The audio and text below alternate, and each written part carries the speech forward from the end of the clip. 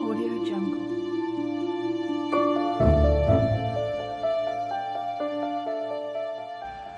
Hi everyone, Bad Raven here today to give you another review from his favorite time period, the 80s.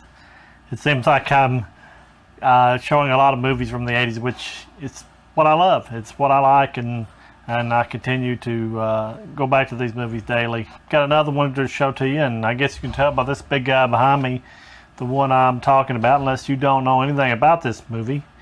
This course called, let me get the actual discard here. I mean, not discard, but the box art. Dragonslayer. This is a great movie. This was this came out at the cinemas in 1981. I think it was made for $16 million. Or let me check my notes on this. They kind of gave me a little printout cheat sheet on this. It was made for, looks like $18 million, and it made only $6 million in the U.S. So it wasn't exactly a hit with the movie-going people until VHS came along, and then that's when it became a kind of a diamond in the rough for people, and they wanted to see it. You know, I mean, they gave it a chance, I guess, because they didn't get to go to the movies and watch it. And as a kid, I was not able to go see this at the movies either. That's where I discovered it, on VHS. And I'll show you the inside disc art. It's got a very good. This is only on DVD, and it. Hope you can see it good there.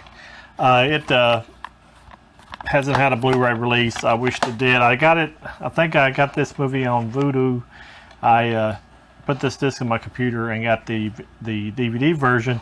Then I upgraded it to high def through that. So it looks really good, even though it's not. Could it be even better if it was actually on a, you know, a Blu-ray disc? I do not know why this is not on Blu-ray, because lesser movies have been put on Blu-ray. It's just like the last review I did of Silver Bullet. It's not on Blu-ray either. I checked it out, and neither one of these movies have been released on Blu-ray. And the other movies get released all the time, so I don't know what was the thinking, just because it wasn't a major hit at the box office. But I mean, like I said, it's become a cult hit, and I think everybody would love to see it. I'll give you the rundown of the actors. Peter MacNicol was Galen. Caitlin Clark was Valerian. Ralph Richardson was Yorick. And John Hollerman was Tyron. These were some of the main characters of the movie. Ralph Richardson did a great performance as Yorick, the sorcerer that Valerian had come to see. I'll give you a little rundown of the story. Peter MacNicol's character of Galen was an apprentice to the actual Ralph Richardson part of Yorick. He was the sorcerer, and Valerian was coming from a kingdom where she was like a peasant person, and they were sacrificing virgins to the dragon here to keep it happy. Twice a year they had a lottery, and all the girls that were virgins were put into the names were put into a pot, and they draw them out, and they would sacrifice. They'd take the woman up to like a mountaintop where the dragon was known to know where the sacrifices was. Somebody worked it out with the king. I don't know how that stuff works, how that the dragon negotiated that deal, but nonetheless, it was done some way, because it didn't show it on film. But they had like a post, and they would take the virgins up there, and then they'd leave them there, and then the dragon would come in and kill them, of course. And anyway, the Valerian character, played by Caitlin Clark, was taking a group of townsmen, was tired of their daughters being pretty much destroyed, every twice a year. to this dragon to keep it happy. So they wanted to get a sorcerer, played by Ralph Richardson, to kill the dragon. So they go to his establishment, and of course Peter McNichols is Galen, and he is like the apprentice, and he's helping out around the place. And they tell him no. The townsmen get to the castle, and they tell him no, he won't see him. And then the Yorick, the sorcerer, ends up meeting with them next day and says he will go with them. They tell him their plight about the dragon, and they would need him because he's like the last of the sorcerers, and they need him to defeat this dragon. So he decides to go with them. So I don't want to give away the whole story because I want to make it kind of a spoiler-free, because I really enjoyed this movie, and I think if you get a chance, you will like it too. It's got very good atmosphere in this. It's like the Middle Ages, I guess you would think, and it's dark and it's dreary in some scenes, but it's got a very, very accurate depiction of that time period. It's filmed on location in different places, and every place is very authentic to the time period, and how they chose those, they did a very good job. The acting of the sorcerer by Ralph Richardson is second to none. He does a very good job as the sorcerer, and Peter McNichols is great as the apprentice. With it being made back in '81, the special effects really hold up today. Considering, look at the dragon. It's like blowing this is like a freeze frame of the actual picture. It's actually its jaws and stuff are moving and showing the fire coming out of its mouth. And this was in '81.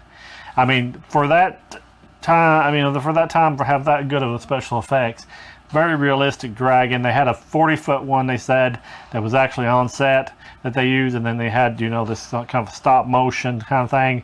And they used, I didn't know, I read up on it, Industrial Lights and Magic, ILM, the ones George Lucas created, actually did the special effects for this. This was the first special effects movie it made besides Star Wars. And I guess he did that because it was a co-production between Disney and Paramount, and they wanted them to create the dragon and the special effects, and they did it it was even nominated for an Academy Award. It didn't win, lost to Raiders of the Lost Ark, but it still was nominated. It was also nominated for music because it's got a very good soundtrack to that. It encompasses a love story. I don't want to give away the twist in that love story, but it's very good the way they do it. It's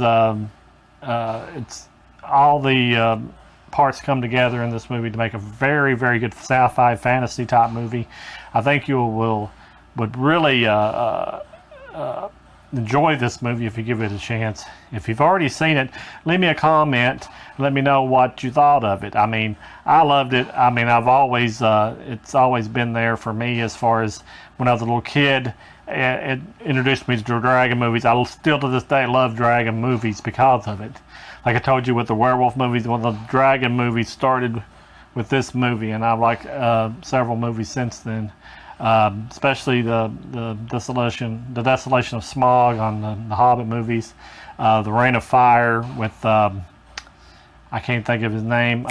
Plays Batman in the I'll post his name here, but I loved that dragon movie. Anything that's got a dragon in, I'm pretty well going to go see. Whether it's ends up being good, I don't know. But this one was very good. So if I was you, I'd recommend you watching it. Because it has action, it has romance. With the romance isn't big, but it is there, and it's got great acting across the board with all characters. I think you will really cheer at the end of the movie because it definitely gets you to that point. It blew my mind as a kid, and today it still holds up for an '81 movie with all special effects. So I wanted to just do a quick review, spoiler-free, like I said, so you can get a chance to watch it and be kind of, won't be spoiled by anything. So tell me what you think. And I'd like to thank you all for watching, and I want you to know that Bad Raven is your friend, and we're always looking out for more better reviews for you, and we're going to try to turn out a little more for you as we can. So we'll let you go, and we'll talk to you later, and goodbye.